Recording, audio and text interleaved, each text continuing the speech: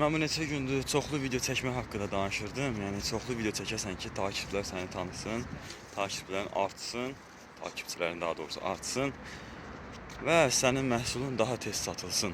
Yəni bunun üçün bir məqam var ki, sən çoxlu video çəkməlisən. Amma indi bir neçə səhifəyə fikir verirəm. Video çəkirlər, amma nə gəldi çəkirlər də. Yəni insan həmişə müştəri gözünə baxmaq lazımdır, bacarmalısan. Nə gəldi çəkir. Baxırsan videolarına, indi bir neçə dənə məni takip edənləri görmüşəm, onların səhifələrinə girib baxmışam. Yəni eyni tipdə başlayıblar çəkməyə, maşallah olsun, çəksinlər.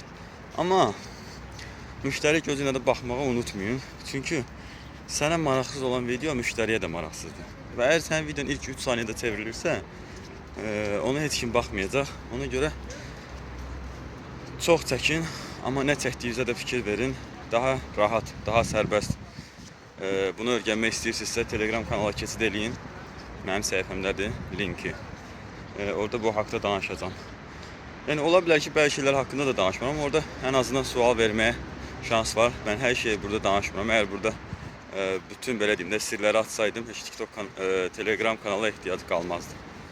Ona görə burada ancaq üstdən danışıram. Amma əsas nüanslar orada olacaq. Esselamu aleyküm.